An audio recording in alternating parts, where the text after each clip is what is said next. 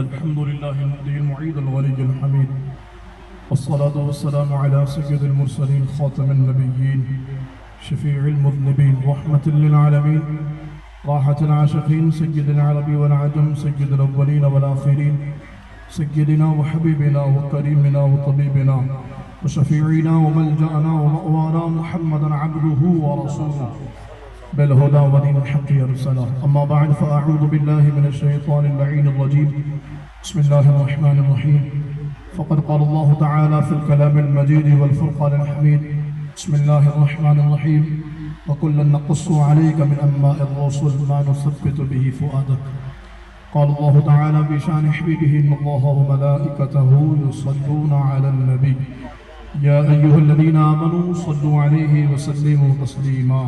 الصلاة والسلام عليك يا سيدي يا رسول الله. الصلاة والسلام عليك يا سيدي يا حبيب الله. الصلاة والسلام عليك يا جد الحسن والحسين وعلى آلك وأصحابك يا خاتم النبيين. مولاي صل وسلم دائما أبدا على حبيبك خير الخلق كلهم. لي خمسة نطفي بها حر الوباء الحاطمة: المصطفى والمرتضى وابناهما والفاطمة. کیا بات رضا اس چمنستان کرم کی، کیا بات رضا اس چمنستان کرم کی. زہرا ہے کلی جس میں حسین و حسن پھول، مزرعِ چشت و بخارا عراق و اجمیر. کون سی کشت ہے جہاں برسا نہیں جھالا تیرا. نبوی می علوی فصل بطولی گلشن، حسنی پھول اور حسینی ہے مہکنا تیرا. میری قسمت کی قسم کھائیں سگانے بغداد، ہند میں بھی ہوں تو دیتا رہوں پہرا تیرا. رات کے شہر میں کرتے نہیں تیرے خطام، اور بات کے شہر سے لیتا نہیں دریا تیرا. اللہ رب العالمین جل وعلا کی حمد و ثنا اور نبی کریم صاحب سے تقریب باعث تخلیق ارض و سما حضور سرور انبیاء جناب احمد مجتبی محمد مصطفیٰ صلی اللہ علیہ وآلہ وسلم کے دربار گوہربار میں ہدیہ درود و سلام عرض کرنے کے بعد تمام تعریفیں اللہ جل وحدہ لا شریک کے لیے ہیں، جس نے ہمیں اور آپ کو آج کی اس بابرکت بزم میں شرکت کے ساتھ بخشی.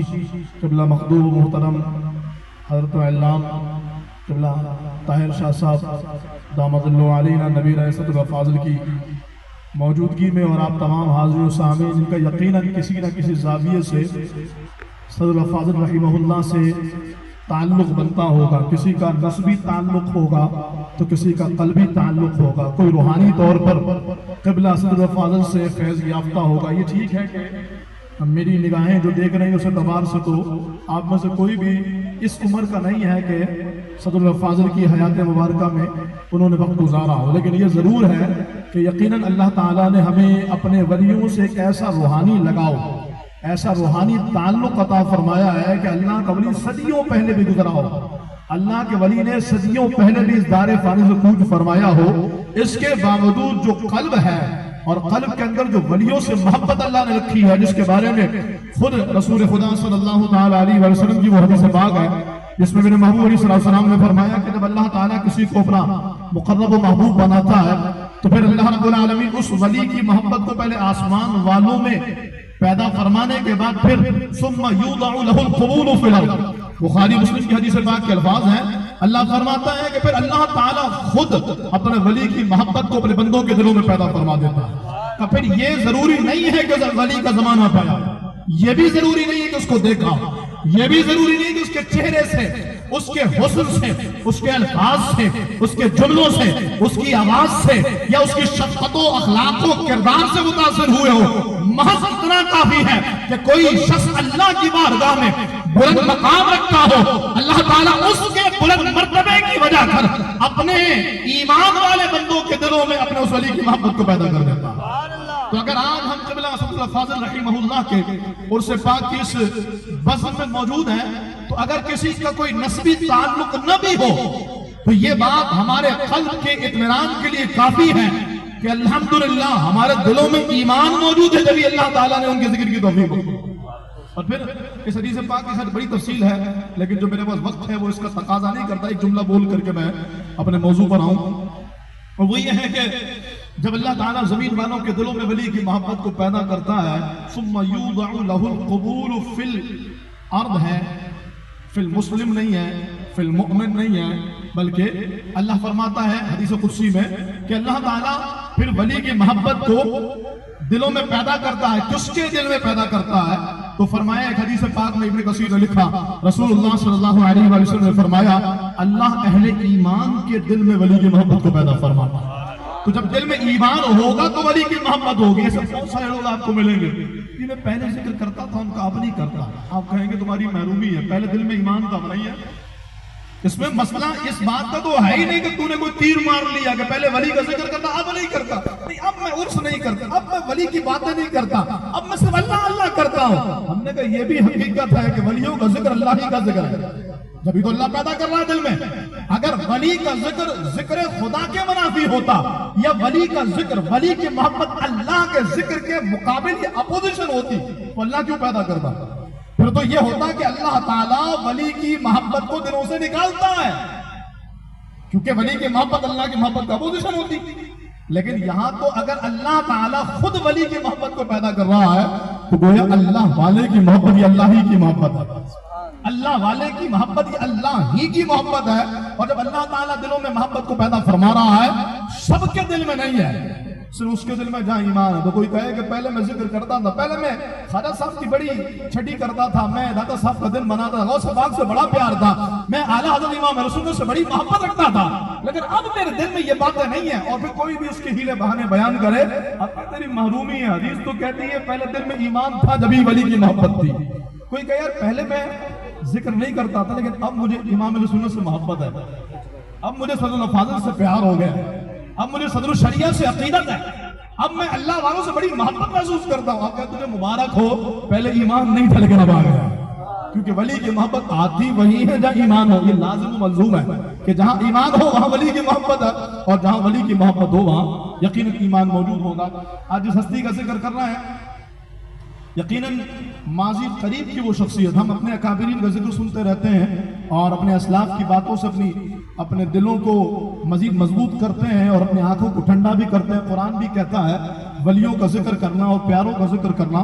خود اللہ تعالیٰ فرماتا کُلًا نَقُصُّ عَلَيْكَ مِنْ أَنْبَاءِ الرُّسُلِ. اے نبی کریم علیہ السلام، اے میرے محبوب صلی اللہ علیہ وآلہ وسلم، ہم آپ کے سامنے انبیاء کے واقعات اور انبیاء کے قصص بیان کرتے ہیں. مَا نُثَبِّتُ بِهِ فُؤَادَكَ، اس کے ذریعے آپ کے دل کو مضبوط کریں. اللہ کے حبیب علیہ السلام کا قلب اتنا مضبوط ہے کہ قرآن جس پہ اتنا وہ سینہ نبی ہے.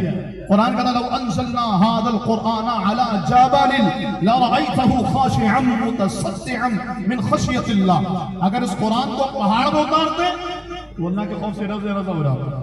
لیکن اللہ رب العالمین کی بارگاہ سے سینہ مصطفیٰ کی مضبوطی دیکھیے. جس قلب پہ پورا قرآن اترا وہ میرے محبوب کا سینہ کتنا مضبوط ہوگا. لیکن تعلیم امت کے لیے اور سمجھانے کے لیے بھی اللہ نے بیان فرمایا اے محبوب ہم آپ کے سامنے انبیاء کرام کے واقعات بیان کرتے ہیں. مَا نُثَبِّتُ بِهِ فُؤَادَكَ، اے محبوب تمہارا سینہ تو اتنا کشادہ اتنا مضبوط ہے کہ جس پر قرآن اتر گیا ہم اسے بھی انبیاء کے ذکر کے ساتھ مزید تقویت بخشتے ہیں. مفسرین نے لکھا تو پتہ یہ لگا کہ جب انبیاء کرام کے ذکر سے سینہ مصطفیٰ مضبوط ہوتا ہے تو محبوب کریم علیہ السلام کی امت کے ولیوں کے ذکر سے امتی کا سینہ مضبوط ہوتا ہے، امتی کا دل مضبوط ہوتا ہے. اور دل مضبوط ہونے سے مراد کیا ہے؟ ایک چھوٹی سی مثال دوں. سرکار علیہ السلام نے فرمایا جو 4 رات میں شب بیداری کرے اس کا دل اس دن نہیں مرے گا، لوگوں کے دل مر جائیں گے. اس کے تحت علماء نے لکھا ہے دل کی مضبوطی ایمان پر استقامت اور اللہ کے قرب پر دلالت کرتا ہے. جس کا دل مضبوط ہو، طبی اعتبار سے نہیں، میڈیکلی نہیں، بلکہ روحانی اعتبار سے، جس کا دل مضبوط ہو تو فائدہ کیا ہوتا ہے کہ ایمان مضبوط ہوتا ہے. اور ایمان کی مضبوطی اللہ کے قرب پر دلالت کرتی ہے. تو گویا اللہ کے ولیوں کا ذکر ایمان کو مضبوط کرتا ہے اور اللہ کے ولیوں کے ذکر سے اللہ کا قرب حاصل ہوتا ہے. جس ہستی کا ہم ذکر کر رہے ہیں وقت بہت مختصر ہے، اس لیے بہت اختصار کے ساتھ، ورنہ حضرت کے جو کمالات اور جو یقیناً آپ کے کارہائے نمایاں ہیں وہ یہاں اس میں آنے والے بھی یقیناً سماعت کرتے رہتے ہوں گے. میری تو پہلی حاضری ہے اور یہ میرے لیے سعادت اور میری لیے خوش قسمتی ہے کہ الحمدللہ مجھے یہ موقع مل رہا ہے کہ میں قبلہ صدر الفاضل کی سیرت سے گفتگو کروں.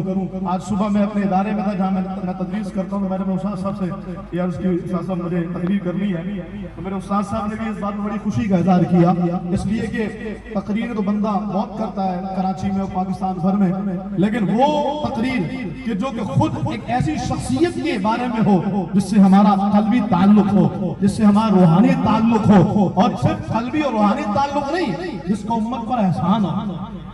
تو یقیناً قرآن کریم کا بھی یہ اعلان ہے لَإِن شَكَرْتُمْ لَأَزِيدَنَّكُمْ, قرآن کا اعلان ہے هَلْ جَزَاءُ الْإِحْسَانِ إِلَّا الْإِحْسَانِ. تو پھر جو صدر الفاضل کے امت پہ اتنے بڑے احسانات ہیں, صدر الفاضل کی امت کے لیے اتنی ساری کاوشیں ہیں, یعنی میں جس جہت سے کلام کروں, حضرت کے فقہی کارنامے بیان کروں تو ایک لمبی فہرست, عقائد کے میدان میں حضرت کی خدمت بیان کروں تو ایک لمبی فہرست, تصوف کے میدان میں حضرت کے جو اپنی خدمات اور پیر کیسا ہونا چاہیے اور پھر مرشد کی تلاش کیسی ہو, اور پھر میں آپ سے بالکل بلا مبالغہ حضرت کی شخصیت کو سامنے رکھتے ہوئے میں عرض کر رہا ہوں, قبلہ طاہر شاہ صاحب بھی موجود ہیں, اس اعتبار سے عرض کر رہا ہوں کہ بحمدللہ دل میں اس حوالے سے کوئی بات دوسری بات نہیں ہے کہ ان سارے موضوعات پر کئی گھنٹوں کی گفتگو ہو سکتی ہے کہ حضرت بے اعتبار صوفی کیسے, آپ کا تصوف کیسا, یعنی آج کے دور میں لوگ پریشان رہتے ہیں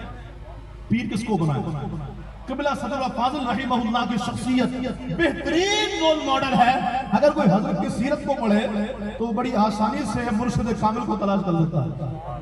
صرف مرشد کو نہیں بلکہ فیض کہاں سے لے, اکتساب فیض کس سے کرے, پھر اگر کہیں مرید ہے تو پھر اس کے علاوہ اور کون سے سلسلوں میں وہ اپنے روابط, اپنے تعلق اور اپنے فیض کے لیے اپنی راہوں کو استوار کر سکتا ہے. یہ ایک الگ ٹاپک ہے. تصوف کا میدان ہے, فقہ کا میدان ہے, عقائد کا میدان ہے. پھر اسی کے ساتھ ساتھ اگر آپ قرآن کریم سے لگاؤ, رغبت, شغف اور محبت دیکھیے تو آپ کا ایک الگ نرالا انداز ہے اور ایک نرالی کاوشیں ہیں کہ امام سنت مجدد دین و ملت مولانا شاہ امام احمد رضا خان فاضل بریلی نور اللہ مرقدہ سے قبلہ صدر الشریعہ نے یہ عرض کہ حضور قرآن کریم کے بڑے تراجم موجود ہیں اور لوگ ترجمہ قرآن کے ذریعے لوگوں کے ایمانوں کو خریدنا چاہتے ہیں, اور قرآن کریم کے اردو زبان میں کئی ترجمے کیے گئے ہیں لیکن امت کے ایمان کی حفاظت کرنے والا کوئی ترجمہ نظر نہیں آتا.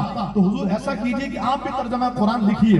امام رسول نے جہاں اور بہت سارے آزار اس ترجمہ قرآن کے نہ لکھنے میں بیان فرمائے, وہی ایک عذر یہ تھا کہ مولانا ہم ہندوستان میں رہتے ہیں, یہاں جو پبلشرز ہیں وہ عموماً نان مسلم ہیں, پھر ان کی مشینیں, پھر مشینوں پر کام کرنے والے, پھر وہ جو صفحات ہوں گی جس پر قرآن پاک کی طباعت ہوگی, یہ سارا اہتمام ہونا چاہیے کہ مشین بھی پاک ہو, کام کرنے والے مسلمان و باوضو ہو, اور پھر وہ جن صفحات پر چھاپا جائے ان کی پاکی اور طہارت کا پورا اہتمام رکھا جائے. یہ بڑا مشکل کام ہے, لیکن امام سنت سے قبلہ صدر الشریعہ صاحب بہار شریعت رحمہ اللہ نے عرض کی حضور آپ اپنا کام کیجئے نا, رب اپنا کام فرما دے گا.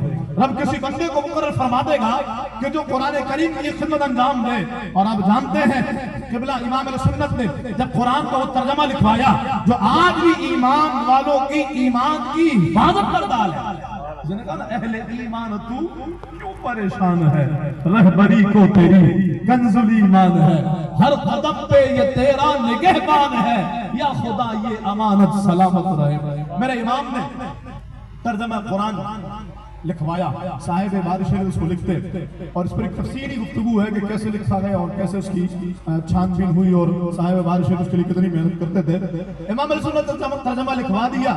جس ہستی کو صاحب بارش نے کہا تھا کہ حضور آپ اپنا کام کیجئے, مجھے یقین ہے اللہ کسی بندے خدا کو اس کام کے لیے مقرر فرما دے گا جو قرآن کا ترجمہ آپ کا بذاتت طباعت کروائے گا, پبلش کروائے گا.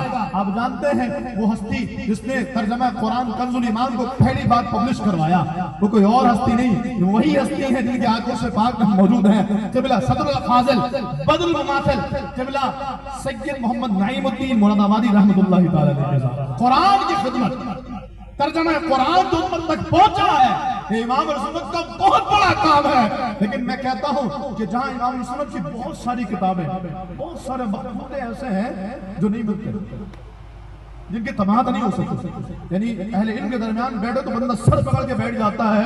امام کے ایسے نادر و نایاب تصانیف اور مقبوطے ضائع ہو گئے نہیں ہے امت کے پاس. تو یہ کنز ایمان بھی ہو سکتا ہے ایسے ہی ہو جاتا، لیکن جس ہستی نے امت پر اتنا بڑا احسان کیا کہ قیامت تک ہمارے ایمان کی حفاظت کے لیے ترجمہ قرآن کنز الایمان امت کو عطا فرمایا، وہ صلی اللہ علیہ وسلم. بولیے نا سبحان اللہ. صاحب عرس کے عرس میں آؤ نا تو صاحب عرس کی خصوصی توجہ ہوتی ہے. تو آپ سبحان اللہ بولیں گے ثواب جائے گا تو وہاں سے توجہ خاص آئے گا. اور ہم تو بعد از وصال اللہ کے ولیوں کے تصرفات کے قائل ہیں، بلکہ اس بات پر خود صدر فاضل کی باضابطہ پوری کتاب موجود ہے نشان ثواب پر اور ان کے تصرفات پر. تو میں یہ عرض کر رہا ہوں کہ ایک تو یہ خدمت قرآن تھی، اس زاویے سے مزید خدمت قرآن آپ کا وہ خزائن العرفان ہے جو آپ کی قرآن پاک کی خدمت پر دال ہے. الغرض ہر اعتبار سے آپ اپنی مثال آپ ہیں. بس میں ایک دو مثال اس حوالے سے عرض کر کے اپنے گفتگو کو احترام کی طرف لے کر آؤں گا تاکہ وقت مقررہ میں اپنی بات مکمل کی جا سکے. آپ کا جو لقب صدر الافاضل بیان کیا جاتا ہے، ہر ایک نے اپنے اعتبار سے اس کے معنی بیان کیے، بلکہ صاحب علم کو میں نے سنا وہ فرمانے لگے صدر الافاضل کا معنی ہر ایک اپنی علمی لیاقت کے اعتبار سے نکالتا ہے. جس کے اندر علم کے جتنے جوہر ہیں اور جس نے قبلہ سید محمد نعیم الدین مراد آبادی رحمہ اللہ کو جتنا غور سے پڑھا ہے، صدر الافاضل کا وہ اتنا نادر و نایاب معنی بیان ہے. لیکن عوام کے اعتبار سے صدر کہتے ہیں سینے کو اور صدر کہتے ہیں سرداری کو، اور افاضل کہتے ہیں جو افضل ہو، جو اعلیٰ ہو. تو فرمایا کہ جو پھر اس کے بعد ایک اور معنی بیان کیا گیا افاضل سے مراد علماء ہے. تو علماء کا سردار صدر الافاضل، اس سے مراد علماء کا اہل علم کا سردار ہے. اور میں آپ سے عرض کروں یہ لقب قبلہ سید محمد نعیم الدین مراد آبادی رحمہ اللہ کو میں نے آپ نے ہم جیسے لوگوں نے نہیں دیا. آج جیسے القابات کی بھرمار ہے، کوئی کچھ بنا ہے، کوئی کچھ بنا ہے، کوئی کچھ بنا ہے. عامی لوگ اپنے شیوخ کو جو چاہے لقب دیتے چلے جاتے ہیں، لیکن کمال یہ ہے کسی کا مرشد اور مرشد کامل اور پیر کامل جو خود اپنے وقت کا مجدد اعظم ہو، اس نے اپنے مرید کو کوئی لقب دیا ہو. تو میں جو صدر الافاضل لقب بیان کر رہا ہوں کہ علماء کا سردار، یہ لقب کسی عامی نے نہیں، وقت کے امام اہل سنت امام احمد رضا خان نے خود قبلہ صدر الافاضل سید محمد نعیم الدین مراد آبادی رحمۃ اللہ علیہ خود عطا فرمایا. اب اعلیٰ حضرت جیسی شخصیت نے کسی کو لقب دیا ہو تو پھر وہ لقب کتنا وزنی اور کتنا پاورفل ہوگا. کہیں مناظرہ ہوتا تو اعلیٰ حضرت آپ کو مناظرہ کے لیے بھیجا تھا اور دشمنوں کو دھول چٹانے میں آپ اپنا ثانی نہیں رکھتے. ایک پنڈت آیا کہنے لگا کہ حضرت مجھے آپ کے قرآن کے 1500 بارے یاد ہیں، آپ کو ہماری کتابیں کتنے بارے یاد ہیں. اب میں یہ بات نہ کر تو ذلیل ہو جائے گا. ایسے کیسے ذلیل ہو جاؤں گا؟ مجھے تو آپ کے قرآن کے بارے یاد ہیں، میرا کمال دیکھیے. آپ بتائیے آپ کو کتنے یاد ہے؟ تو ذلیل ہو جائے گا. کہا بتائیے کیا بات ہے. آپ نے فرمایا یہ تیرا کمال تو تھوڑی ہے، یہ تو قرآن کا کمال ہے. تو رب کے کلام کا اعجاز ہے جو اپنے کو اپنے غیروں کے سینوں میں اتر جاتا ہے. تو مجھ سے کیا پوچھتا ہے؟ تو خود اپنی کتاب کے 4 صفحے سنا دے، تجھے یاد نہیں ہوں گے. تو یہ تیرا کمال نہیں، تیرے دین کا کمال نہیں، یہ تو ہمارے قرآن کا اعجاز ہے جو 1500 سال بعد 1400 سال بعد بھی غیروں کے سینے میں اتر جاتا ہے. تو حضرت اپنی مثال آپ رکھتے تھے. امام علیہ سنت نے آپ کو صدر الافاضل کا لقب دیا. آپ رحمہ اللہ یقیناً اپنے والد گرامی کی تربیت یافتہ تھے اور ان کی صحبت میں آپ نے ابتدائی تعلیم حاصل کی.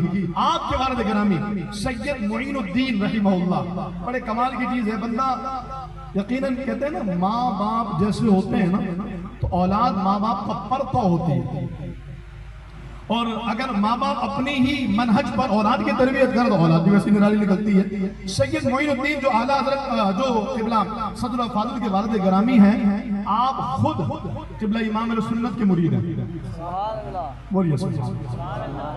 دیکھیں بزرگوں کی شخصیت کے بارے میں ویسے مجھے یہ اندازہ ہے کہ لوگوں کے اندر تھوڑی سی خشکی پائی جاتی ہے، لیکن یہ شخصیت ایسے کمال کی ہے نا، اس کو بیان کرنے میں سستی نہیں آنے والی اور نہ سننے میں آئے گی. تو اگر آپ ٹھنڈے ہو کے بیٹھے تو میں سمجھتا ہوں کہ تھوڑی سی روحانیت میں شاید کہیں کوئی لائن ڈسکنیکٹ ہو رہی ہے، اور لائن کے ڈسکنیکٹ ہونے کی وجہ وہ صاحب عرس نہیں ہے، بلکہ اتنی ساری لائٹیں جو جل رہی ہیں نا، اس میں اگر کوئی لائٹ نہ جل رہی ہو تو جو قصور ہے نا وہ کرنٹ کا نہیں ہے، جو قصور ہے وہ بلب کا ہے کہ وہ بلب فیوز ہو گیا ہوگا۔ تو اگر آپ کو اب تک فیض نہیں مل رہا تو چیک کیجئے کہیں لائن ڈسکنیکٹ تو نہیں ہو رہی، کوئی تار ٹوٹ تو نہیں، کیونکہ صاحب قبلہ سید محمد نعیم الدین مراد آبادی صاحب عرس تو با فیض ہے، اور ان کی طرف سے آنے والا فیض تو 78 سالوں سے جاری ہے۔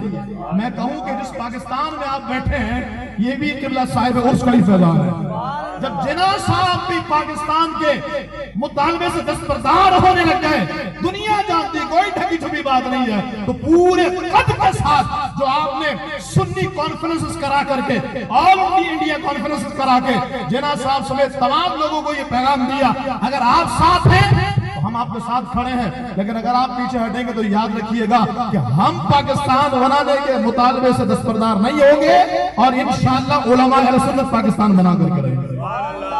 آل انڈیا کانفرنس میں پیر جماعت علی شاہ کو متفقہ طور پر سربراہ مقرر کیا گیا، اور قبلہ صاحب عرس صدر الفاضل خود وہاں موجود تھے۔ آپ نے سربراہی نہیں لی لیکن ذمہ داری ضرور لی، اور دنیا جانتی ہے پاکستان بننے کے بعد تو لوگوں نے کریڈٹ اپنے کاندھوں پر لے لیا، ورنہ یہی وہ لوگ تھے جو پاکستان کو کفرستان اور قائد اعظم کو کافر اعظم کہتے تھے۔ ہمارے اکابرین ہیں کہ جنہوں نے پاکستان بنایا اور پاکستان بنانے میں اپنی شب و روز کی محنتوں کو شامل کیا، لیکن اس میں قصور ہمارا اپنا بھی ہے۔ میں موضوع سے تھوڑا سا ہٹ کر کے بات کر رہا ہوں، اس میں قصور تھوڑا سا اپنا بھی ہے کہ ہم نے اپنے جو ہمارے اکابرین تھے اور جو ہمارے لیڈر رہنما اور مقتدا تھے، ہم نے ان کو فراموش کر دیا۔ تحریک آزادی پاکستان کے بڑے بڑے نامور مجاہدین ہم انہیں بھلا چکے ہیں۔ میں ایک بہت بڑا نام تحریک آزادی پاکستان کا، جس نے آپ کے سرحد میں خیبر پختونخوا کے پی کے میں سب سے زیادہ محنت کر کے لوگوں کو، پٹھانوں کو کنونس کیا۔ اب اندازہ کیجئے پٹھانوں کو سمجھانا، پٹھانوں کو کنونس کیا، اور انہی کی محنت کی وجہ کر پورا کے پی کے آپ کے پاکستان کا حصہ بنا۔ کون؟ قبلہ عبدالحامد بدایونی رحمت اللہ تعالی، تحریک آزادی پاکستان کا بہت بڑا مجاہد۔ ان کا مزار شریف کراچی میں آپ میں سے کسی نے اگر دیکھا، قبلہ عبدالحامد بدایونی رحمہ اللہ کا مزار شریف، تحریک آزادی پاکستان کا اتنا بڑا رہنما، اتنا بڑا لیڈر، اتنا بڑا قائد، نہیں جانتا، نام بھی شاید پہلے نہ سنا ہو۔ کراچی میں مزار شریف ہے، یہ آپ کے بنارس میں، یہ بنارس کالج جو ہے نا، یہ پورا کالج اور اس کے ساتھ جو مزید دکانیں اب بن گئی ہیں، اس پر تو باضابطہ مقدمہ کورٹ میں چلا ہے، اور ہمارے لوگ مقدمہ جیت بھی چکے ہیں، کیونکہ یہ جو بنارس کالج ہے نا، یہ دراصل عبدالحامد بدایونی رحمہ اللہ کا ایک بہت بڑا ادارہ تھا جو آپ نے الازہر کی طرز پہ یہاں بنایا، اور دور دراز سے طلبہ کو یہاں پر لا کر رکھا تاکہ اس ادارے کو مضبوط کیا جائے۔ حضرت وصال فرما گئے بالکل یہیں پر، اسی بنارس کالج پر چھوٹے سے کمرے کا حضرت کا مزار موجود ہے، ہمیں پتہ ہی۔ تو بات کہنے کی یہ ہے کہ اپنے بزرگوں کو فراموش کیا تو نتیجہ یاد ہے پہنچ گیا۔ مجھے اپنے بچپن کا وہ جملہ یاد ہے، ایک بڑی معروف شخصیت حضرت کے ساتھ میں بیٹھا تھا، میں زمانہ طالب علم تھا میرا، اور میں اعلیٰ حضرت کے کسی پروگرام میں گیا تھا کانفرنس میں، تو حضرت میرے برابر میں بیٹھا، مجھے کہنے لگے بیٹا اعلیٰ حضرت کا ذکر کیا کرو۔ مجھے تو ڈر یہ لگتا ہے اپنوں نے جیسے اپنے بڑوں کا اور بزرگوں کا ذکر چھوڑ دیا ہے، ایسا نہ ہو آنے والے وقتوں میں بد مذہب کہنا شروع کر دے کہ اعلیٰ حضرت تمہارے تھوڑی تھے، ہمارے تھے، امام احمد خان تمہارے تھوڑی تھے، ہمارے تھے، انہوں کے لیے یہ کام ہے۔ جیسے بڑے بڑے قادرین کے ساتھ ایسا ہوا، شاہ ولی اللہ مودی سے دہلوی کون تھے، لیکن آج آپ دیکھیے تو ان پر ٹیگ کسی اور نے لگا لیا۔ بڑے بڑی ہستیوں کے ساتھ ایسا ہوا ہے، کیوں؟ اس لیے کہ ہم نہ تو بزرگوں کی شخصیت سے، نہ ان کی سیرت سے آشنا ہوئے، اور نہ ہم نے کبھی سیکھنا چاہا، جن کی اتنی قربانیاں، اتنی کاوشیں۔ بہرحال میں یہ عرض کر رہا تھا، قبلہ صدر الفاضل کے والد گرامی سید معین الدین رحمہ اللہ یہ خود اعلیٰ حضرت امام اہل سنت کے مرید ہیں۔ ایک شعر سے آپ نے اعلیٰ حضرت اپنی محبت کا اظہار کیا۔ آپ کہتے ہیں پھرا ہوں اس گلی سے نزہت، یہاں کا تخلص تھا، پھرا ہوں اس گلی سے نزہت ہو جس میں گمراہ شیخ و قاضی، رضائے احمد اسی میں سمجھوں کہ مجھ سے احمد رضا ہو راضی۔ دوبارہ سنیے، اللہ اکبر۔ حضرت تو موجود ہیں اور صاحب علم کے سامنے ذکر کرو تو اس کا ذوق بتاتا۔ آپ بھی ذرا اس کی چس لیجئے تو آپ کو مزہ آئے گا۔ آپ فرماتے پھرا ہوں اس گلی سے نزہت ہو جس میں گمراہ شیخ و قاضی، رضائے احمد اسی میں سمجھو۔ رضائے احمد سرکار کی رضا، رسول اللہ کی رضا، رضائے احمد صلی اللہ علیہ وسلم، رضائے احمد اسی میں سمجھو کہ مجھ سے احمد رضا ہو راضی۔ اگر احمد رضا مجھ سے راضی ہو جائے تو گویا کہ رضا کا جو احمد ہے یعنی میرے محبوب علیہ السلام کی ذات، سرکار دو عالم یہ بھی راضی ہو جائیں گے۔ اللہ رب العالمین نے احمد رضا کے اندر احمد کی رضا رکھی ہے صلی اللہ علیہ وسلم۔ تو یہ آپ کے والد گرامی کا شیخ، اور آپ نے اعلیٰ حضرت کی محبت کا اظہار کیا۔ صدر الفاضل باضابطہ اعلیٰ حضرت کے نہ تو مرید ہیں اور نہ ہی اعلیٰ حضرت سے آپ نے پہلے بیعت کی، بلکہ آپ کے پیر صاحب کو آپ کے استاد صاحب ہیں۔ استاد صاحب سے آپ نے بیعت کی سلسلہ عالیہ قادریہ میں۔ اس کے بعد آپ کو استاد صاحب آپ کو اعلیٰ حضرت کچھوچی میاں، اعلیٰ حضرت اشرفی میاں رحمۃ اللہ تعالیٰ علیہ، ان کے پاس آپ کو بھیجا اور ان کے پاس جا کر آپ نے مزید طلب بیعت کی اور اکتساب فیض کیا۔ اسی وجہ کر سید محمد نعیم الدین مراد آبادی قادری اشرفی، ہمارے یہاں تو مسئلہ یہ ہے کہ جو قادری ہے وہ اشرفی کیسے ہوگا؟ نہیں، ایسا نہیں، میرا مرید تو میرے ساتھ ہی رہے گا، گیا کیسے؟ فلاں پیر صاحب کے پاس، اور وہ پیر وہ کیسے؟ پیران اعظام تھے، خود اپنے مرید کو کہہ رہے وہاں جاؤ، وہاں سے فیض ملے گا۔ اس کے بارے میں قبلہ احمد کبیر رفاعی رحمہ اللہ نے جملہ میں نے پڑھا، اسے کسی نے کہ حضور کبھی ایسا ہوتا ہے کہ ہم پیر صاحب کی صحبت میں بیٹھے ہوتے ہیں لیکن ہمیں ظاہری طور پر وہ فیض نہیں ملتا، لیکن ہم کسی دوسرے پیر صاحب کے پاس جاتے ہیں وہاں سے فیض مل جاتا ہے۔ یار دیکھو اپنے پیر صاحب تو ٹھنڈے ہیں، اسے تو فیض نہیں مل رہا، دوسری جگہ سے فیض مل رہا ہے۔ قبلہ احمد کبیر رفاعی رحمہ اللہ نے فرمایا کہ تیری بھول ہے، جو وہاں سے بھی فیض مل رہا ہے یہ تیرے پیر کا ہی فیضان ہے۔ ہائے ہائے ہائے، مجھے ایک واقعہ یاد آ گیا، اگر آپ اجازت دیں تو میں سید میں قبلہ جنید بغدادی رحمہ اللہ کے حوالے سے، آپ کے پیر صاحب ہیں سیدنا سری سختی رحمۃ اللہ تعالی، اللہ اکبر، اور ایسا مرید ایسا پیر، ماموں بھانجے کا رشتہ بھی ہے، سری سختی ماموں ہیں اور جنید بغدادی بھانجے ہیں، اور مزار شریف پہ بھی جاؤ نا تو ماموں سرانے ہیں، بھانجے پیتانے ہیں، مرشد سرانے مرید پیتانے، ایسے مزار شریف بھی موجود ہے۔ بڑے فیض یافتہ جنید بغدادی، کمال توتی بولتا ہے غوث پاک کے، یوں کہہ دیجئے کہ جو پیران اعظام ہیں ان میں آپ کو ذکر آتا ہے غوث پاک کے آنے سے پہلے جنہوں نے بشارت دی غوث پاک کے آنے کی، وہ جنید بغدادی رحمہ اللہ ہے۔ آپ کے پیر صاحب نے آپ کو اسلامی پڑھائی، عالم بنایا، صوفیہ کی فہرست میں شامل کیا، تصوف سکھایا، اور میں جنید تقریر کیا۔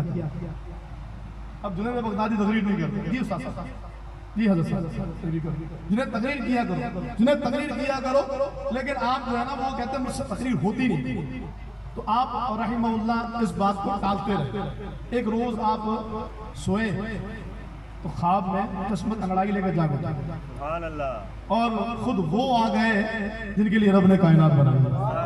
بولو نا ذرا سبحان اللہ۔ میں تو کہتا ہوں دیدار مصطفیٰ پہ اگر کوئی مچل کے سبحان اللہ بولے نا، کیا پتہ آج کی رات اسی کو دیدار ہوگا، کیونکہ یہ دیدار نہ میرے بس میں نہ تمہارے بس میں، یہ ان کے بس میں ہے جنہوں نے کرانا ہے، حضور کو خود معلوم ہے، اور ہر روز یہ سلیکشن بارگاہ مصطفیٰ سے ہوتی ہے کہ آج کس کس کو دیدار کرانا۔ تو اے کاش کبھی ایسا ہو کہ خواب میں میرے ہوں جس کی غلامی میں وہ آقا نظر آتا۔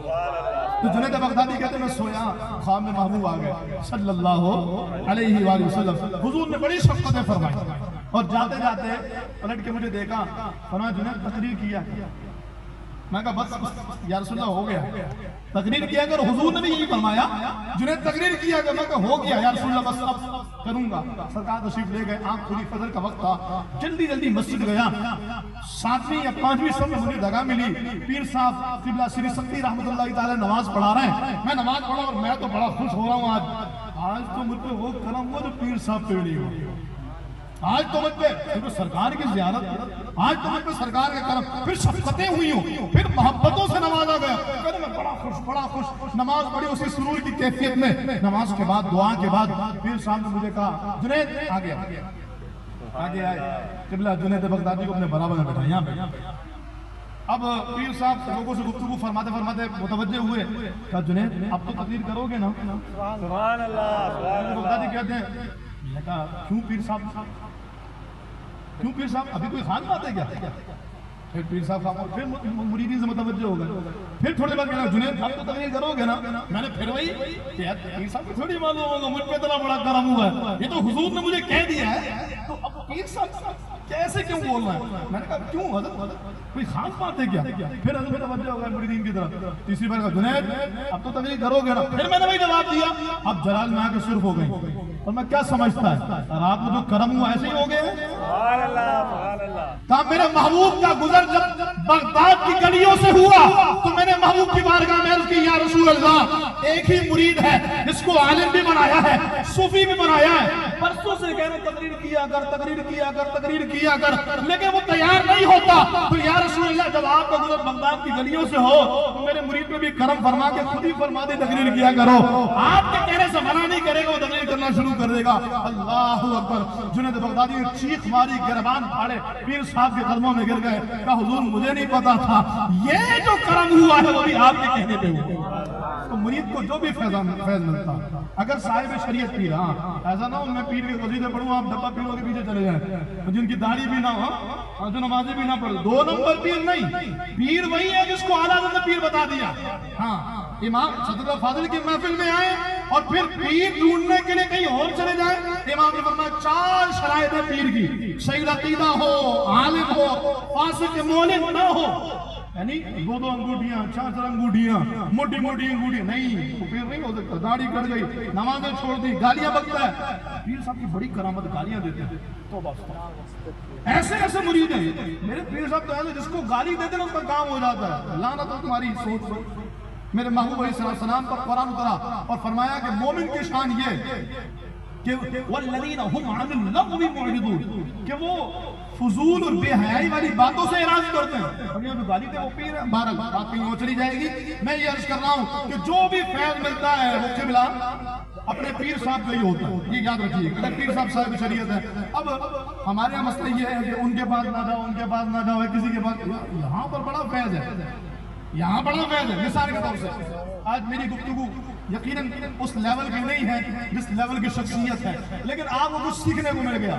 آپ کہیں یار میں اپنے پیر صاحب کے وجہ تو کچھ بتاتے ہی نہیں ہے، وہ تو چپ سے بیٹھے رہے، نماز پڑھا کرو، نماز پڑھی ہے، جاؤ نماز پڑھ کے، ہاں روزہ رکھے تھے نا، زکات دے دی، تو وہی بات جو ہر بار کرتے ہیں اس بار بھی کر رہے ہیں۔ تو یہاں جو ہمیں کچھ اور سیکھنے کو مل رہا ہے، میں پوری قسم اٹھا کے کہوں واللہ اگر مجھ سے بھی کچھ مل رہا ہے نا تو آپ کے پیر صاحب کا فیضان ہے۔ وہ پیر نہیں کہیں نہ کہیں تار جوڑ دی تھی، مالک اس کو یہاں سے جوڑ دے تاکہ اس کو یہاں سے بھی فیض ملے۔ قبلہ صدر فاضل نے ویسے تو قادری سلسلے میں بیعت کی، مرید بنے، خلیفہ بھی بنے، لیکن اعلیٰ حضرت اشرفی میاں رحمت اللہ تعالیٰ علیہ کی بارگاہ میں گئے، انہوں نے بھی خلافت و اجازت سب عطا فرما دی، یوں آپ اشرفی بھی ہو گئے۔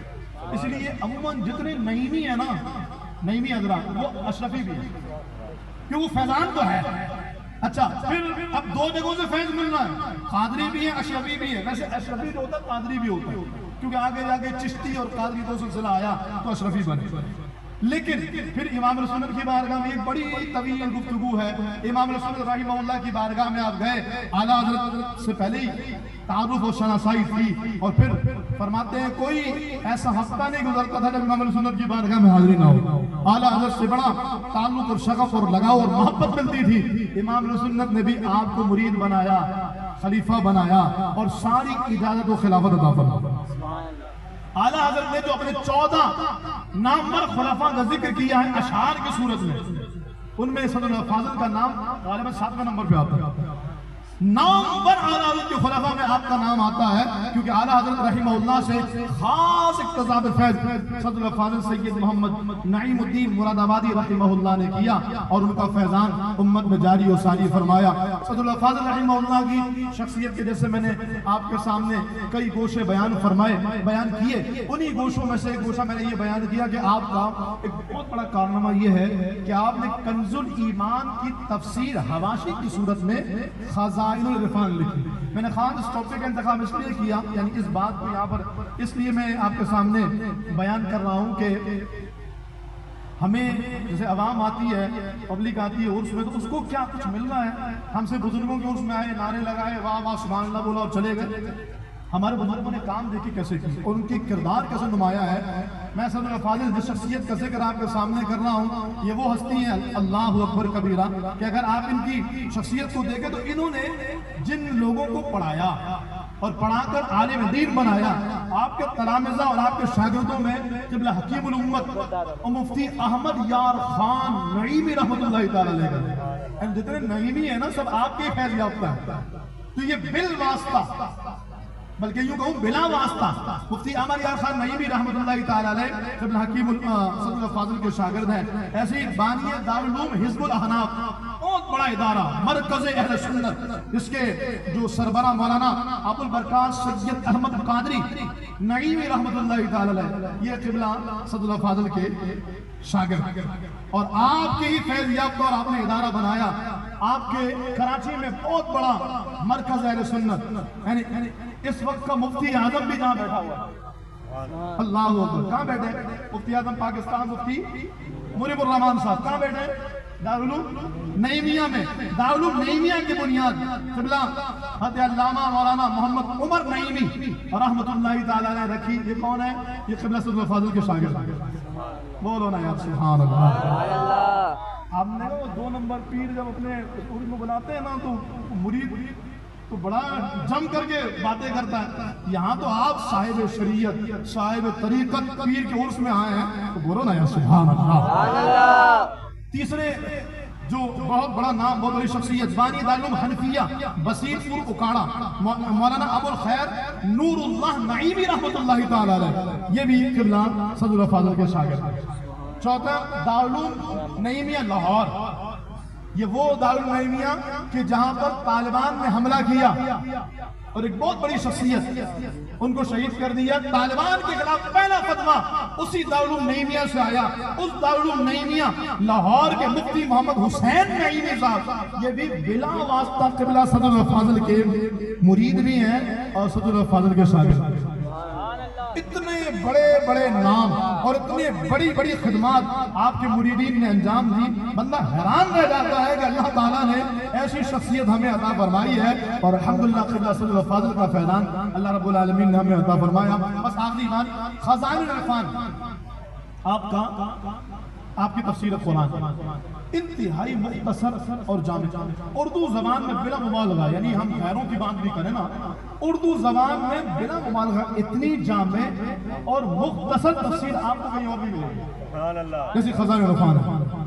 دیوبندیوں وابیوں نے بہت باتیں کی اس پر، لیکن بحمداللہ تعالیٰ کوئی ایک بات بھی ایسی نہیں علمی میدان میں کر سکے۔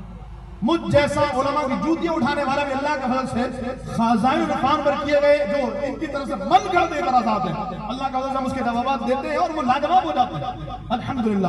خزائن العرفان میں آپ کا کمال کیا ہے، اسلوب کیا ہے؟ آپ نے پہلے اگر کوئی ایک صورت ہے نا، آپ نے اس کے سارے نام بیان کیے، پھر آپ نے اس صورت کے فضائل بیان کیے، حروف اور کلموں کی تعداد بیان کی، سبب نزول بیان کیا، ناسخ و منسوخ، یعنی کوئی آیت ایسی ہے جو ناسخ ہے، کوئی آیت ایسی ہے جو منسوخ ہو چکی ہے، اگر وہ آیت منسوخ ہوئی، تلاوت منسوخ ہوئی، حکم منسوخ ہوا، یہ بیان کرتے ہیں۔ پھر اگر عقیدہ ہو تو وہ بیان کرتے ہیں، اگر اس میں فقہی مسائل ہو تو وہ بیان کرتے ہیں، اگر کسی اور طرح سے مسائل ہو اس کو بیان کرتے ہیں۔ میں نمونے کے طور پہ صرف سورہ فاتحہ کی، صرف ابتدائی بات کہ جب آپ نے سورہ فاتحہ کی تفسیر کا ارادہ کیا تو آپ نے فرمایا سورہ فاتحہ مکی ہے، اس میں 7 آیتیں ہیں۔ اب ذرا توجہ کیجئے گا، آپ فرماتے ہیں سورہ فاتحہ کے نام متعدد ہیں، فاتحۃ الکتاب، ام القرآن، سورۃ الکنز، کافیہ، وافیہ، شافیہ، شفا، سبع مثانی، نور، رقیہ، سورۃ الحمد، سورۃ الدعاء، تعلیم المسئلہ، سورۃ المناجہ، سورۃ التفویض، سورۃ السوال، ام الکتاب، فاتحۃ القرآن، سورۃ الصلاح، یہ پورے نام اپنے سورہ فاتحہ کے بیان کیے۔ پھر فرماتے ہیں اس سورت میں 7 آیتیں، 27 کلمے، 140 حرف ہیں، اور کوئی آیت ایسی نہیں جو ناسخ ہو یا منسوخ۔ آپ نے سورہ فاتحہ کے بارے میں کبھی یہ نہیں سنا ہوگا کہ 7 آیتیں ہیں، 27 کلمے ہیں اور 140 حرف۔ سورۃ الفاتحہ میں. پھر فرمایا شان نزول کیا یہ آپ نے بیان کیا. پھر بسم اللہ الرحمن الرحیم الحمدللہ رب العالمین اس کے متعلق بتایا یہ پہلی سورت ہے، مگر دوسری روایت سے معلوم ہوتا ہے کہ سورۃ العلق پہلی سورت ہے. پھر اب آپ نے فقہی مسئلہ بیان کیا، کیونکہ بسم اللہ الرحمن الرحیم آیا تو فقہی مسئلہ ہی بیان کیا. آپ کہتے ہیں نماز میں سورت کا پڑھنا واجب ہے امام اور منفرد کے لیے، تو حقیقت اپنی زبان سے، اور مقتدی یعنی جو اکیلے نماز پڑھ رہا ہو اس کے لیے بقرات حکمیہ یعنی مقتدی جو امام کے پیچھے نماز پڑھ رہا ہو وہ بسم اللہ الرحمن الرحیم نہیں پڑھے گا، بلکہ وہ امام کی تلاوت اس کی تلاوت میں اس لیے وہ خاموش رہے گا. پھر آپ نے فرمایا حدیث پاک ذکر کی، آپ نے فرمایا کہ امام کی تلاوت مقتدی کی تلاوت. پھر آگے آپ نے فرمایا کہ اگر امام کے پیچھے پڑھ رہا ہو تلاوت کیوں نہیں کرے گا، تو آپ نے باضابطہ قرآن کی ذکر کی، اس لیے مقتدی امام کے پیچھے تلاوت نہیں کرے گا. یہ پورا مسئلہ بیان کر کے پھر سورۃ الفاتحہ کے فضائل بیان کیے. فرمایا کہ توریت، انجیل اور زبور میں اس سورت کے مثل کوئی سورت نہیں اتری. ایک فرشتے نے آسمان سے نازل ہو کر میرے محبوب علیہ السلام سے عرض کیا اور دو ایسے نوروں کی بشارت دی جو حضور سے پہلے کسی نبی کو عطا نہیں ہوئے. ایک سورہ فاتحہ ہے اور دوسرا سورہ بقرہ کی آخری آیت ہے. یہ بیان کرنے کے بعد پھر اعوذ باللہ من الشیطان الرجیم اس کا مسئلہ بیان کیا، بسم اللہ الرحمن الرحیم کا مسئلہ بیان کیا. پھر کرتے کرتے جب غیر المغضوب علیہم ولا الضالین پر آئے تو بعض لوگ پڑھتے ہیں غیر المغضوب علیہم ولا الضالین، ضاد کو غا سے بدل کے پڑھتے ہیں. اس کا مسئلہ بیان کیا کہ ضاد یہ دال کے قریب الصوت ہے، ضا کے قریب الصوت نہیں. پھر آپ بیان فرماتے ہیں اگر دال ضاد کو کسی نے ہارڈ باتیں ہیں نا، لیکن یہ آپ نے سب کو ایک تفسیر میں بیان کر دیا. سورہ فاتحہ کی ایک صفحہ پڑھیے سارا علم آپ کو مل جائے گا. اللہ اکبر کبیر. یہ تفسیر ہے جناب من، جبکہ سورہ فاتحہ کی تفسیر کے متعلق شیر خدا مولا کائنات علی المرتضی سید محمد نعیم الدین مراد آبادی حسینی قادری اشرفی برکاتی رحمت اللہ تعالی علیہ کے جد اعلیٰ نے فرمایا اگر میں سورہ فاتحہ کی تفسیر لکھوں تو 500 اونٹ بھی مل کر کے اس سورہ فاتحہ کی لکھی گئی تفسیر کا بوجھ نہ اٹھا سکتا. لیکن انہی کے شہزادے نے اللہ اکبر بالکل ایسے ہی تشبیہ ملا تفسیر. جیسے مولا حسین چاہتے تو دریا کو حکم کرتے، دریا فرات خرموں میں آ جاتا. کون کہتا ہے کہ پانی کو ترستے تھے حسین، ان کے ہونٹوں کو ترستا رہا پیاسا پانی. حسین ٹھوکر مارتے پانی آ جاتا. ایسا کیسے ہو سکتا ہے؟ ہم نے کہا دیکھ لو اجمیر میں کیا ہوا. حسین کے بیٹے حسین ہی سید قبلہ خواجہ خواجگان معین الدین چشتی اجمیری حسن سنجری رضی اللہ تعالیٰ عنہ نے کیا کیا؟ انا ساگر کو پورے کوزے میں بند کر دیا. میں نے پوچھا حضور آپ کے بابا نے تو پانی نہیں مانگا اور آپ پانی بند ہو تو پورے پانی کو بلا لیا. فرمایا دیکھ میں بھی صبر کرتا، لیکن صبر اس لیے نہیں کیا کہ کوئی میرے بابا کو مجبور نہ سمجھے. ہاں کوئی وہاں دیکھے گا تو یا ایھا الذین آمنوا استعینوا بالصبر والصلاۃ کربلا میں اس کی تفسیر نظر آئے گی. اور کوئی غریب نواز کو دیکھے گا تو حسین کی پاور نظر آئے گی. تو جد اعلیٰ نے کہا کہ سورہ فاتحہ کی تفسیر اتنی لکھوں کہ 5 اونٹ بھی نہ اٹھا سکے، اور شہزادے نے ایک صفحے میں پوری سورہ فاتحہ سمجھا. کب ضاد یہ دال کے قریب صوت ہے، ضا کے نہیں. پھر فرمایا اگر کوئی ضا کے قریب صوت جان بوجھ کے پڑھے یعنی غیر المغضوب علیہم ولا الضالین معاذ اللہ، فرماتے ہیں یہ کفر ہے. اب آپ دیکھیے عقیدہ بھی بیان ہوا، فقہی مسئلہ بھی بیان ہوا، تصوف بھی بیان ہوا، اور قرآن کی ساری کی ساری تفصیل بتائی فضیلت کے بھی آپ نے امت کے سامنے بیان کیا. اس سورہ فاتحہ کی بہت اختصار کے ساتھ میں نے بیان کی، تو کوشش کیجئے صدر الفاضل کا فیضان. ہمارے یہاں مسئلہ یہ ہے نا کہ اپنی مرضی کا فیضان ملتا ہے. جیسے پیر صاحب کا بڑا فیضان ہے، جب سے مرید ہوئے نا پیسے بہت آنے لگتے ہیں. یہ فیضان تھوڑی ہے، یہ تو پیر صاحب کی برکت اللہ نے دے دی. فیضان تو یہ ہے جیسے میں عرض کروں کہ میرا کوئی شاگرد ہے، وہ کہے گا استاد صاحب کے بڑے فیضان ہے، میرے پاس بڑا فیضان ہے. کیا بھائی فیضان یہ ہوگا کہ میں اگر درس نظامی میں جیسے کرواتا ہوں تو میرا بچہ بھی عبادتیں اچھی پڑھتا ہو، درس نظامی اچھی کرتا ہو، تو کہ یار استاد صاحب کا بڑا فیضان ہے، میں نے بڑی اچھی درس نظامی کی. ہاں بیٹا یہ میرا فیضان ہے. ہمارے یہاں کیا ہے، اولاد مل گئی یہ فیضان ہے، مال مل گیا فیضان ہے، کوئی لڑکی پسند تھی شادی ہو گئی یہ فیضان ہے۔ ہم نے فیضان کو اپنے مطلب کی چیزوں میں ایڈ کر لیا ہے۔ فیضان وہ کہ جس میں خود اس ولی نے زندگی گزاری ہے، اللہ کو اس ولی صدر الفاضل نے امت پر اتنا بڑا احسان کیا، پورا تفسیر قرآن خزائن العرفان عطا کر دیا۔ ہم نے زندگی میں ایک بار بھی نہیں پڑھا، ہم نے کبھی ہم پر بڑا فیضان پڑھا، اور اس میں آ کے لنگر کھانا یہ فیضان ہے، یہ تو فیضان ہے۔ فیضان یہ ہے کہ ان کی جو شخصیت ہے، سیرت کے گوشے ہیں، ان کو سیکھا جائے، سنا جائے، سمجھا جائے۔ دیکھ رہا ہوں طلبہ بھی موجود ہیں، بہترین عالم دین بنیے، دین کے کام میں اپنا حصہ شامل کیجیے۔ یہ طے ہے کہ اسلام کے ساتھ جس نے تھوڑا سا بھی کیا نا، اسلام نے اتنا سارا کر کے اس کو واپس کر۔ کبھی اسلام کسی کے قرض نہیں رکھتا۔ ایک ہمارے معاشرے میں پولیس والوں کی کیا ویلیو ہے؟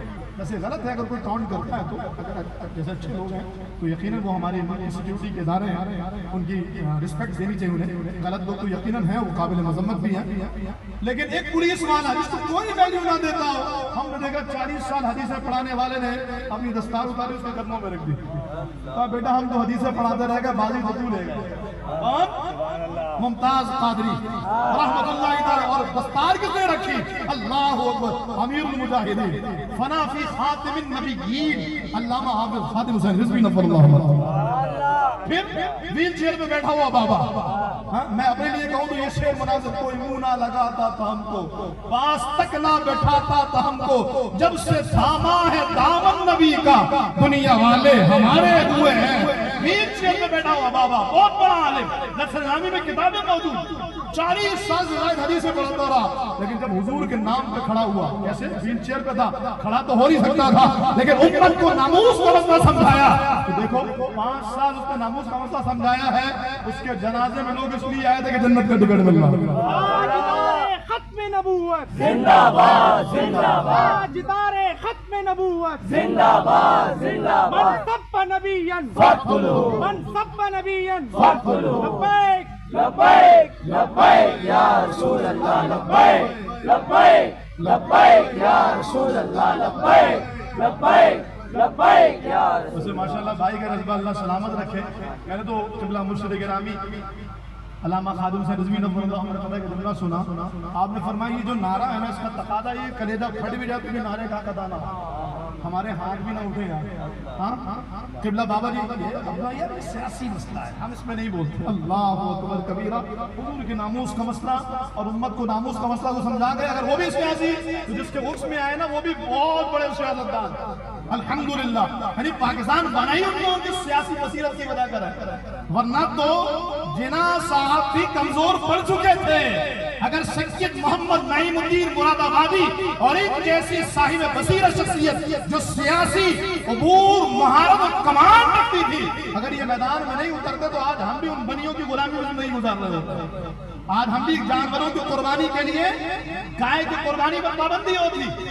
آج آزادانہ زندگی اسی لیے ہے کہ ان جیسی شخصیات نے سیاسی بصیرت رکھ کے کردار ادا کیا۔ تو قبلہ بابا جی فرماتے تھے یہ نعرہ لگاتے ہوئے کلیجہ پھٹ بھی جائے تو نعرے کا ادا نہ ہو، اور فرمایا کسی کے ہاتھ میں درد ہو، قبلہ نامہ صاحب میرے ہاتھ میں درد تھا، یہاں تکلیف تھی، اور اتنی تکلیف تھی مجھے ڈاکٹر نے کہا کہ رمضان شریف کے دن چلے تو 2 سال پہلے کی بات، ڈاکٹر نے کہا آپ رمضان کے بعد آئیے اس کو آپریٹ کرنا، چیسٹ پہ ایکس رے سے سب کچھ ہو گیا، درد ختم نہیں ہوتی، بہت تکلیف تھی اور میں بیان بھی نہیں کر سکتا تھا، ہاتھ منہ ہوتے تو بہت درد ہوتا تھا۔ قبلہ بابا جی کا فرمان سنا، بمبئی میں محفلوں میں جاتا نعرے ہی لگاتا تھا، بعد میں کہ درد ہوتا تھا، یقین مانیے ہفتہ نہیں گزرا تھا، خدا کی قسم نہ آپریٹ کروایا نہ کوئی دوا جاری رہی، اور درد کہاں گیا کچھ نہیں پتا۔ بابا جی نے فرمایا کہ یہ وہ ہے ہاتھ اٹھاؤ تو، اور میں جو بار بار یوں ہاتھ اٹھاتا ہوں اس کو ہارٹ اٹیک بھی نہیں ہوتا۔ اگر اب کوئی ہاتھ اٹھائے گا کہ اٹیک نہ ہو تو اس کو اٹیک تو نہیں ہوگا لیکن ثواب نہیں ملے گا، ہاں لیکن حضور کے نام پر اٹھاؤ تو یہ بھی فائدہ وہ بھی فائدہ، اور عقیدے کے ساتھ لگائیے، اور میں نعرے کہا کہ یہ کلیجہ پھٹ جائے تو بھی حق ادا نہ ہو۔ بولیے ذرا تاجدار ختم نبوت زندہ باد زندہ باد بولو تاجدار ختم نبوت زندہ باد زندہ بولو تاجدار ختم نبوت زندہ باد زندہ اللہ سلامت رکھے آپ کو۔ بابا جی نے کیا کیا؟ 5 سال خدمت کی ناموس رسالت پر، پاکستان کی تاریخ کا سب سے بڑا جگہ۔ آئیے آپ بھی ہم بھی یقیناً اللہ تعالیٰ نے ہمیں ایسے بزرگوں کی ذوات اور شخصیات عطا فرمائی ہیں جن کے طرز عمل کو اپنا کر ہم اپنے دنیا اور آخرت کو سنوار سکتے ہیں۔ یہ مہینہ شائل عرس کا مہینہ، قبلہ صلی اللہ فاضل کے عرس پاک کی تاریخ گزری ہے، اور ان کی عرس کی تاریخ اور ان کے جد اعلیٰ حسنی سید قبلہ سیدی مرشدی عبداللہ شاہ غازی رحمۃ اللہ تعالیٰ علیہ، یہ 2 دن کا فرق ہے، دونوں کے عرس میں اللہ پاک ان کی مرقد پہ کروڑوں رحمتیں نازل فرمائے، ان کا فیضان ہمیں ہماری نسلوں کو عطا فرمائے، اللہ نبی رہے صلی اللہ فاضل کا سایہ ہم پر اور آپ سب پر عافیت کے ساتھ دراز فرمائے، ہمیں حقیقی معنوں میں دین کے لیے اپنے بزرگوں کے منہج کو اختیار کرنے کے توفیق عطا فرمائے، آمین بجاہ النبی الامین و علیہ۔